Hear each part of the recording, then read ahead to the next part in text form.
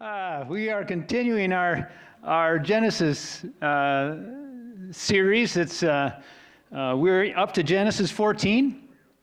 Looking forward to this today. It's been good to look at this account in Genesis, and it's things that we maybe have heard or quickly read through at times. And I appreciated looking at this account that we're going to talk about today and learn what we can from it. Last week, just to kind of remind us where we are in this account, Abram, this man that we met a couple of chapters ago, and much of the rest of Genesis is about him and his descendants. And last week, he and his nephew Lot. And if you remember back when Abram was called out of a place called Ur, God invited him to go to a promised land, the land that God would show him. He took along with him Lot. And Lot was his deceased brother's son. So it's Abram's nephew. So he took along this young man, who had no father, and they've been together now until last week. In Rob's message, they talked about how their estates were getting kind of large. They had flocks, as folks did back then, in that part of the country or part of the world, and they were getting too big to live too close together. They needed space.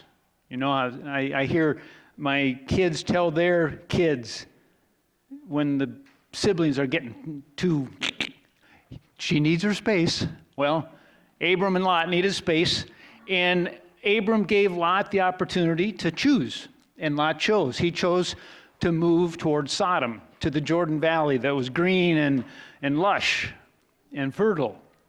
And so they separated, and Abram lived in Hebron, and Lot went down and pitched his tent near Sodom. So that's where we are in the story, and today we're going to pick it up in chapter 14. And I'm going to stop and just pray here as we begin our look at this. Father God, we thank you for the day. Thank you that you are present with us. Thank you that you've provided your word to instruct us. Help us to have ears to hear today and hearts to take from your word what you would have us to take with us. Help us all. We need you. In your name, amen. So I'm going to read through this account. I'm just going to go through verse 16, and there's lots of names of people here, and I'm going to say them real fast so you won't know if I'm misspelling or mispronouncing them. In the days of Amraphel, king of Shinar, Arioch, king of Elasar, Chedorlaomer, king of Elam, entitled king of Goim. These kings made war with Bera, king of Sodom, Birsha, king of Gomorrah, Shinab, king of Admah, Shemeber, king of Zeboim, and the king of Bela, that is Zoar. And all these joined forces in the valley of Siddim, that is in the Salt Sea. 12 years they had served Chedorlaomer, but in the 13th year they rebelled. In the 14th year Chedorlaomer and the kings who were with him came and defeated the Rephaim in Ashtaroth, Karnaim, and Zuzim, and Ham, and the Enim in Shavath Kiriathaim, and the Horites in their hill country of Seir, as far as El Paran on the border of the wilderness. Then they turned back and came to En-Mishpat, that is Kadesh, and defeated all the country of the Amalekites and also the Amorites, and who were dwelling in Hazan Tamar. So there were a number of kings, and these kings were, according to historians and scholars, they were kind of small kings. They weren't kings of huge kingdoms. They were kings of small kingdoms, cities. They were city kings. They had their places, but they weren't vast empires. And so there's a whole bunch of them. There's I think we've just talked about 9 different ones. There's 5 against 4, basically. Then the king of Sodom, the king of Gomorrah, the king of Admah, the king of Zeboim, and the king of Bela, that is Zoar, went out and they joined battle in the valley of Siddim with these other 4. Now the valley of Siddim was full of bitumen pits, and as the kings of Sodom and Gomorrah fled, some fell into them, and the rest fled to the hill country. So the enemy took all the possessions of Sodom and Gomorrah and all their provisions and went their way. They also took Lot, the son of Abram's brother, who was dwelling in Sodom, and his possessions, and went their way. So these 4 kings come against these 5 kings. The kings of Sodom and Gomorrah, some fell into the tar pits, some fled into the hills, left their cities unprotected. And these foreign kings, these kings from the north, took all the people and possessions and went their way. They also took Lot, the son of Abram's brother, who was dwelling in Sodom, and his possessions went their way. Then one who had escaped came and told Abram the Hebrew. Could we have that map here just for a minute? Okay. I know it's small. I'm going to point some things out there in a sec. He told Abram the Hebrew, who was living by the oaks of Mamre, the Amorite brother of Eshcol and Aner, and these were allies of Abram. When Abram heard that his kinsmen had been taken captive, he led forth his trained men, born in his house, 318 of them, and went in pursuit as far as Dan. And he divided his forces against them by night, he and his servants, and defeated them and pursued them to Hobah, north of Damascus. So I know you probably can't see this from where you're sitting, but down here is where they believe Sodom was. This is the Dead Sea. And this is where they were captured, down in this area. And way up at the top is Dan. And then Hobah is off to the right, near Damascus. This is where Abram was living. Abram, when he heard that Lot had been captured, he pursued them to Dan, up there, and then pursued him on to Hobah. And when I have read this account in the past, I've thought, oh yeah, this was kind of a weekend affair. You know, Lot got captured, Abram took a few guys and went and rescued him. That was 200 plus miles. That's from here to Janesville, which is not a big deal, right?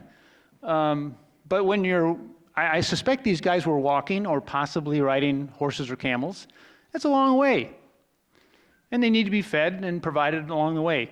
This was a fairly extensive expedition. Took days, possibly weeks, don't know. But he followed those captors up and defeated them.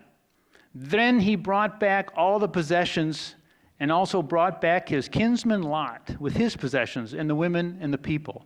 So when Lot had been captured, they had taken possessions, taken all the people in his household, his children, his wife, everybody, and had gone off with them. And Abram went to great lengths to rescue his nephew. And you know, I don't know about you, but if you recall last week's message where Lot kind of chose the better part, and Abraham took another way. And now Lot knew, about Sodom, and he camped near there. And actually, it says he was living in Sodom at this point. It could have been tempting for Abram, if he was anything like me, to think, okay, Lot, you made your bed, now sleep in it. Let him stew in his own juices. You get carried off by these enemies with this wicked king of Sodom? Sorry, I'm busy. But he didn't. He didn't. He had compassion on his nephew. His loyalty caused him to go and make a rescue. And we love stories of deliverance, of rescue. Think about this. We're attracted to, we're moved by stories of deliverance. Stories of deliverance. A couple examples. In 2010, in the country of Chile, in South America, 33 miners. Can you go a couple of them? 33 miners were trapped. 2,400 feet, 2,300 feet underground, 3 miles from the mine entrance. They were trapped. And when, by an explosion in the mine, and they drilled down to a cavity they could locate, and they didn't know if anyone was alive or not. The drill came back with a note attached to it. There's 33 of us. And so then that ensued, some of you probably remember this, it was in the news, ensued a rescue operation that was huge, huge. 3 drill rig teams, every Chilean government ministry, NASA was involved, more than a dozen corporations. And on October 13th, 2010, after 69 days underground, they pulled the men out one by one in that capsule you see on the left picture. And one by one, they were rescued, brought back to the surface. 69 days. That's over 2 months. And over 5 million people watched a live stream of that rescue. All of that effort for 33 guys. In 2018, next picture. 2018, in Thailand, there was a boys soccer team, 11-year-old to 16-year-old boys. Between games, they were at a tournament, I think. They went to a cave exploring. They got a little farther in, and it started to rain and filled the cave with water. And they were trapped.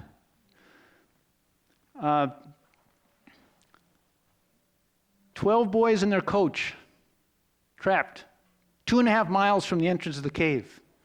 The entrance of the cave is on the far right. The team was found 2.5 miles away. And I don't know if you've read or recall any of this, but these portions of the cave were filled with water. The only way to reach them were scuba divers.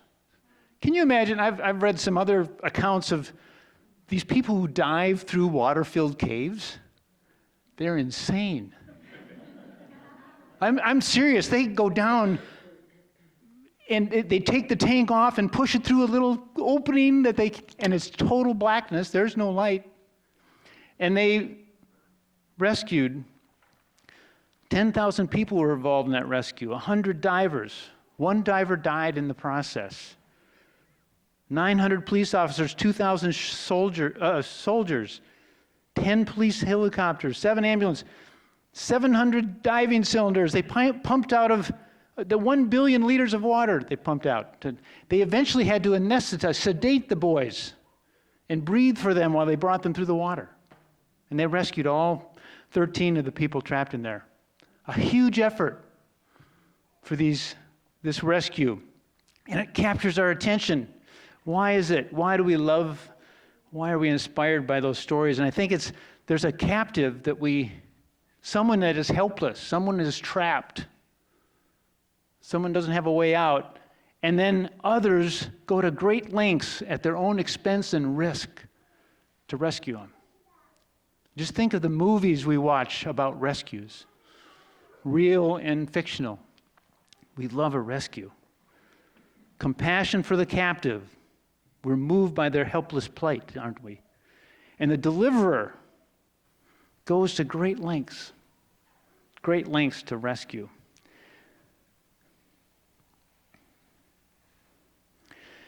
So I want to talk a little bit, this is an account of Abram rescuing his nephew Lot and his family. And it's a pretty simple account. It's a few verses. He made this rescue. But it made me think that there's many stories of deliverance in the Bible, and I think this is a picture of the overall story arc of the Bible is of deliverance.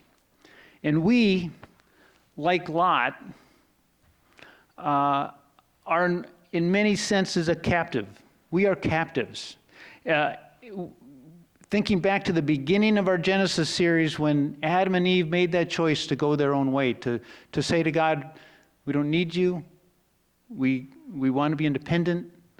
We want to go our own way and not be under your authority. They estranged themselves from God, and they became, in one sense, captives of their own desires, their own sin. And it's interesting in John 8. John 8, Jesus was talking to some of his counterparts, the religious leaders of his time, and he said they were slaves. And they said, oh, no, we're not. And I think we can often think the same, oh, I'm no slave. I'm no captive. I'm a free man. I'm a free woman. And they said the same thing. It's interesting, these Jewish religious leaders said, we've never been slaves. Well, their country was slaves for 400 years in Egypt, but they were forgetting that part. But he said, we're never slaves. And Jesus said an interesting thing. He says, we are offspring of Abraham, have never been enslaved to anyone. How is that you say you will become free? This is when Jesus said, you'll know the truth, and truth will set you free. Well, they say, we're free. And Jesus answered them, truly I say to you, everyone who practices sin is a slave to sin. And I believe we all can agree we're all sinners. And Jesus said, makes us a slave to sin. In Romans it says we're a slave to the one we obey. We're a slave to the one we obey. In Romans 5 it said we were utterly helpless when Christ came for us. And God is moved by our plight. God is moved by our plight and responds. There's a wonderful psalm that Psalm 18. It's a psalm of deliverance, and I'll just read a couple of portions of it. I'd encourage you to pick it up and read it sometime this week, and in light of just thinking of God's rescue. He says, I love you, O Lord, my strength. The Lord is my rock and my fortress, my deliverer, my God, my rock, in whom I take refuge, my shield, horn of my salvation, my stronghold. I called upon the Lord, who is worthy to be praised, and I'm saved from my enemies. The cords of death encompassed me. The torrents of destruction assailed me. The cords of Sheol entangled me. The snares of death confronted me. In distress, I called upon the Lord. To my God, I cried for help. And from his temple, he heard my voice, and my cry to him reached his ears. And then it goes on to talk about how God started to move on his behalf. Started to move, and it says the earth reeled and rocked. The foundation also of the mountains trembled. And so God was moved by the psalmist's call for help. And then it says in verse 19, he brought me out into a broad place. He rescued me because he delighted in me. God is moved by our plight, and he delights in us. He can't sit by and let us stew in our own juices. He can't sit by and leave us trapped. He won't. He's moved. And Jesus himself, the Messiah, is the deliverer. In Luke 4, at the beginning of Jesus' ministry, early in his ministry, he was back in his hometown. And he went into the synagogue on the Sabbath, and he was chosen or allowed to read the passage for that day, and he opened the scrolls to Isaiah 61. And here in Luke, it accounts what he read, and it says, the Spirit of the Lord is upon me, because he has anointed me to proclaim good news to the poor. He has sent me to proclaim liberty to the captives and recovering of sight to the blind, to set at liberty those who are oppressed, to proclaim the year of the Lord's favor. He said, I'm here to free captives. Said and somewhere else he said he came to seek and to save the lost. That story of the 99 sheep. If you had 100 sheep, one are missing. He said, go out and find that one sheep. He's moved to action. He's moved to action. And God has gone to great lengths to rescue us, to deliver us. Gone to great lengths. Abram went to great lengths to rescue Lot. It wasn't simple. It wasn't well, I got a couple days free. I think I could go after him. He dropped everything and went a great distance at great expense. He took 318 of his servants, I believe, those that born in his house, it says. He took them all and provided for them and went after Lot. So how far has God come to rescue us? If Jesus is the deliverer, a rescuer, how far did he come? How far has he come? John 1, book of John starts out with a description of this in verse 10. It said, he was in the world, Jesus was in the world, and the world was made through him. Yet the world did not know him. He came to his own, and his own people did not receive him. He was in the world, and the world was made through him, okay? He was creator, God. Jesus was creator, God. And down in verse 14, a little farther down, it says, and the Word, referring to Jesus, and the Word became flesh and dwelt among us. And we have seen his glory, as of the only Son from the Father, full of grace and truth. The Word became flesh. That word flesh means flesh. Skin and bones, muscles. God, creator of the world, became a man. And dwelt among us. That dwelt among us, it's literally, he pitched his tent with us. He pitched a tent here with us. He came to live among us, among people. This is, it's difficult to, when we talked about the creation story, the idea that God spoke and everything we see came into being. How many of us comprehend that even a little bit? That's almost beyond, it is beyond my ability to comprehend. That there's a being who could speak and things would come into being. And they would be like, poof. That's so far beyond us. The one who spoke the stars into being. Did anyone see the moon going down last night? Just an orange sliver. You can hardly see it, just a sliver. I'm impressed by the night sky. God did that. He did that. The God of creation came in the flesh. The fancy word for that is incarnation.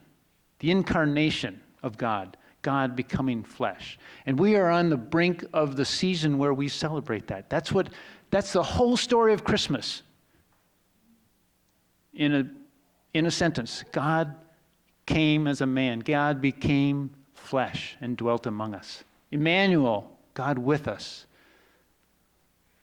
That's how far he came.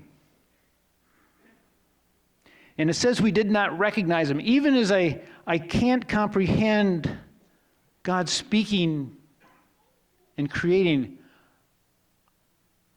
I can't comprehend that being coming and being a man who stood among people. And his disciples couldn't comprehend it either.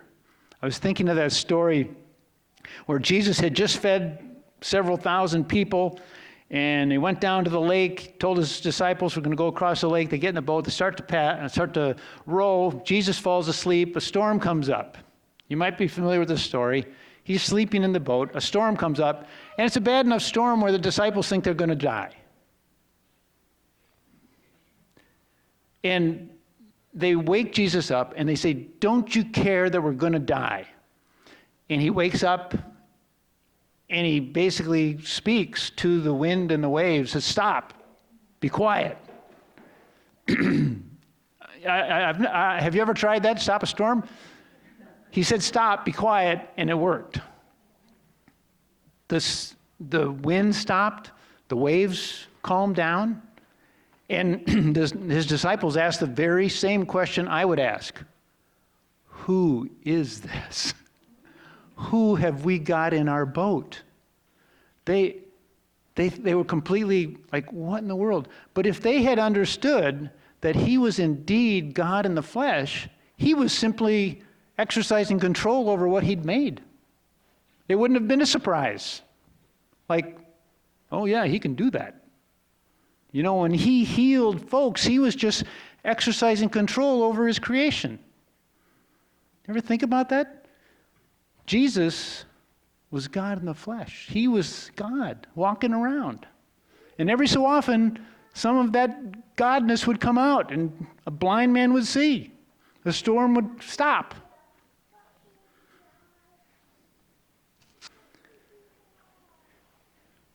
Who is this that even the winds and the seas obey him? It's the creator of the winds and the seas. That's who it is.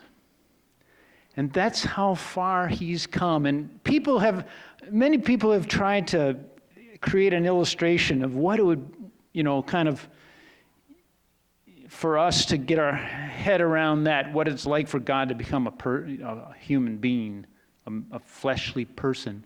It's like, if I could imagine being a squirrel, is that a good analogy?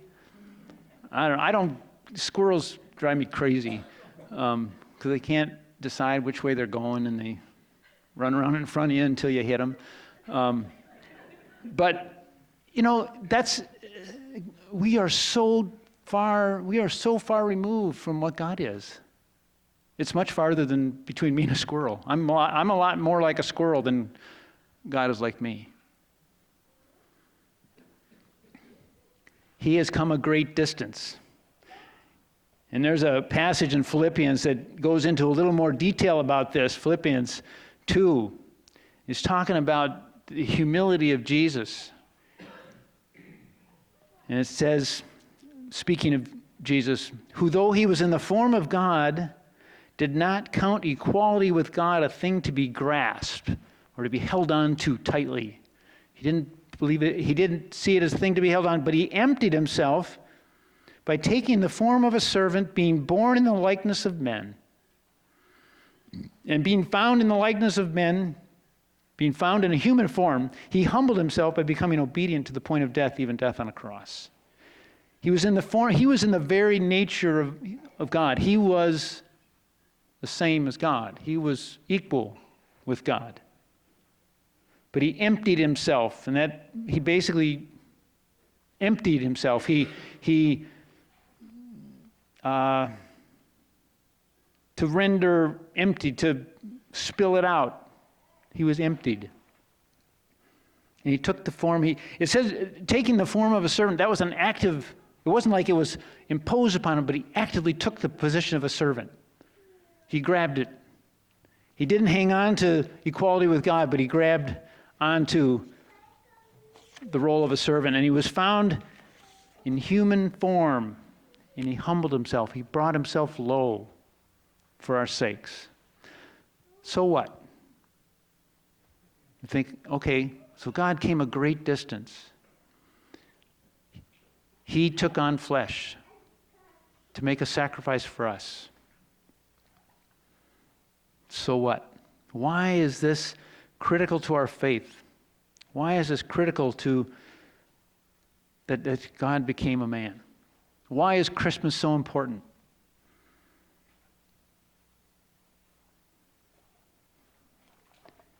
In Hebrews 2,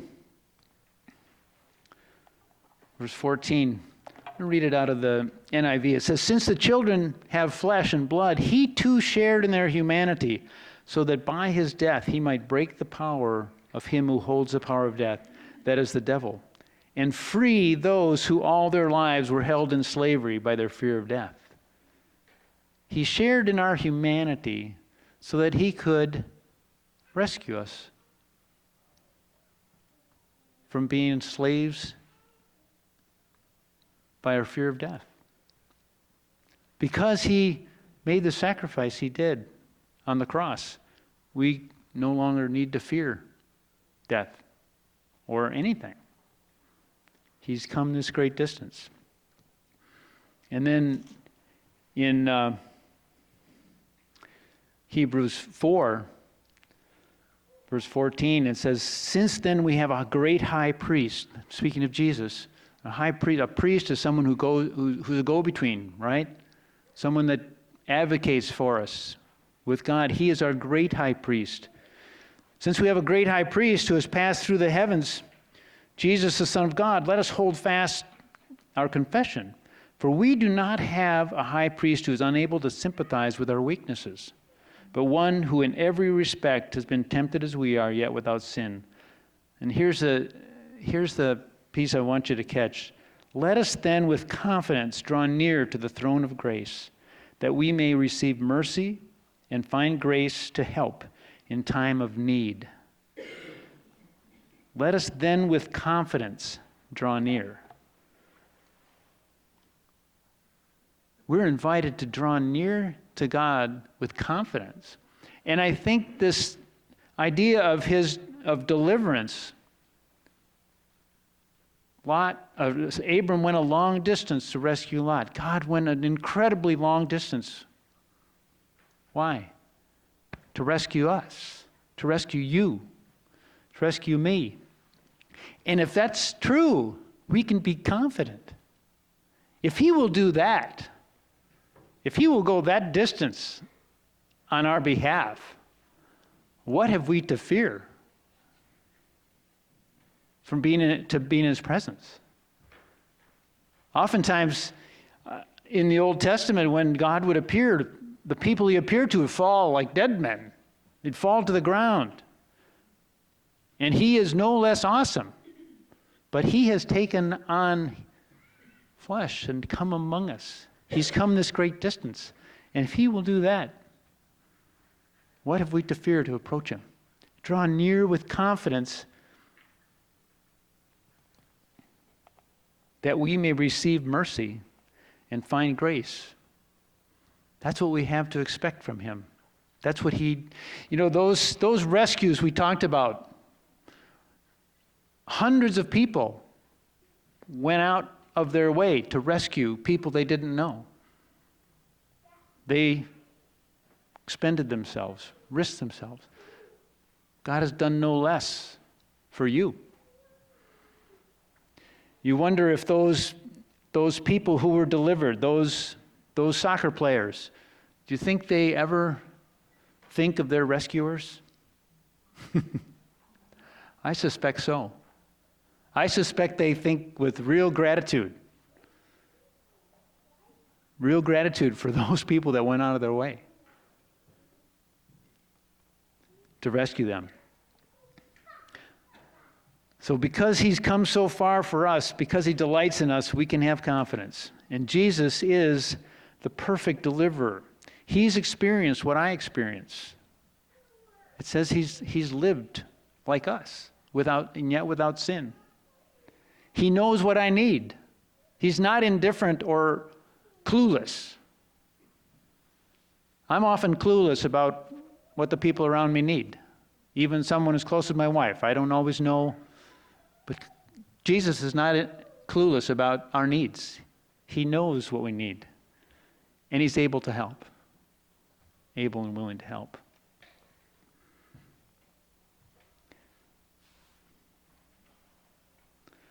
I just have been praying that I would more fully, I'm not sure understand is even the right word, the distance that God has come. Understand, appreciate, experience, I'm not sure what it is, but I'm praying that I would have a greater and greater appreciation for what God has done in delivering us, delivering me. So a couple questions. Do I really believe that I am welcome at the throne of God? Do I really believe that? Do I really believe that I'm welcome? That God welcomes us, welcomes me? And am I convinced that I'll receive mercy and find grace there? His word says that's true, that we can. Expect that we can come near with confidence because he has come a great distance to rescue us. Let's pray. Oh God, it is amazing what you have done on our behalf. You are moved by our plight. You aren't indifferent to our place. You aren't indifferent to our sometimes confusion. You aren't indifferent to our captivity. God, I thank you that you've set us free. You said the truth will set us free. You, Jesus, are the truth that has set us free. And pray that we would be free indeed, that we would know that you have accomplished this on our behalf, and that we would confidently approach you, knowing that we'll receive grace and mercy. God, it's beyond me. It's beyond me. But I pray, God, that by faith we would know and experience this. So we pray for these things. Thank you for these things. In your name, Jesus, amen.